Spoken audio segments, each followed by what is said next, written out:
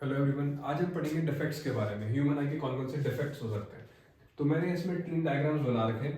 पहला है normal human आई का, कि नॉर्मल ह्यूमन आई में इमेज कैसे फॉर्म होती है, ठीक है। सेकंड है डिफेक्टेड आई का, मतलब कोई सी भी डिफेक्ट हो सकता है, मायोपिया भी हो सकता है, हाइपरमेट्रोपिया भी हो सकता है, ठीक है।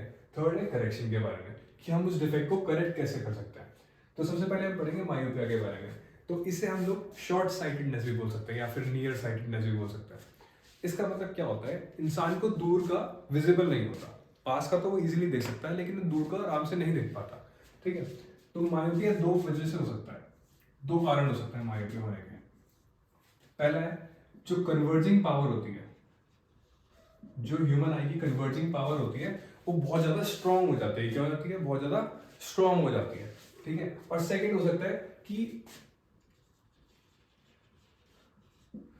जो हमारा ह्यूमन आई है वो एनलार्ज हो गया। अगर वो ये किसी भी कारण से एनलार्ज हो गया तब भी हमें मायोपिया हो सकता है, ठीक है।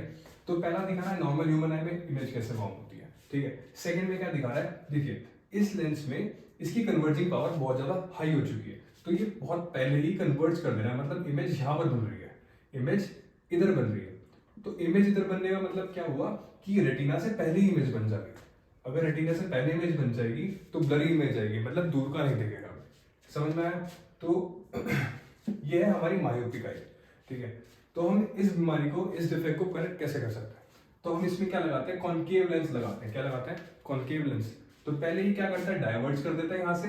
डाइवर्ज करने के बाद फिर वो एक्यूरेट पॉइंट पे कन्वर्ज करता है, मतलब रेटिना पे इमेज बन जाती है। समझ में आया? सेकेंड है हाइपरमेट्रोपिक आई, ठीक है। तो इसमें भी नॉर्मल, इसकी भी दो कारण से हो सकता है।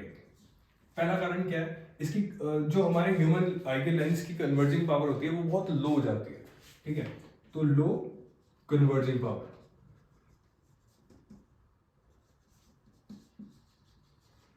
और सेकंड हो सकता है कि जो आई वॉल है हमारी, तो जो आंखें हैं, जो आई है वो क्या हो जाती है, कभी कभी श्रिंक हो जाती है। उसके वजह से भी हाइपरमेट्रोपिया हो जाता है, ठीक है। तो पहली है हमारी नॉर्मल ह्यूमन आई। सेकंड में देखिए, तो अगर इसने कन्वर्जिंग पावर जैसे इसकी कम हो गई तो ये ठीक टाइम पे कन्वर्ज नहीं कर पाया, तो मतलब जो हमारी इमेज है वो कहाँ बन रही है, यहाँ बन रही है, रेटिना के आगे बन रही है। कहाँ बन रही है? रेटिना के आगे बन रही है।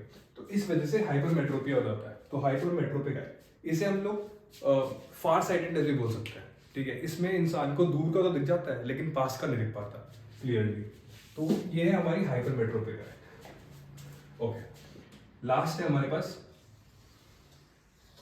प्रेसबायोपिया। प्रेसबायोपिया में क्या होता है, जैसे जैसे हम लोग ओल्ड एज में जाने लग जाते हैं, जैसे जैसे ओल्ड एज आने लग जाती है तो हमारी मसल्स बहुत वीक होने लग जाती है। तो यहाँ पर एक हमारे पास मसल होती है सिलरी मसल। तो सिलरी मसल का काम क्या होता है, इसकी कन्वर्जिंग पावर को एडजस्ट करना, ऑब्जेक्ट के हिसाब से इसकी कन्वर्जिंग पावर को एडजस्ट करना ह्यूमन लेंस की।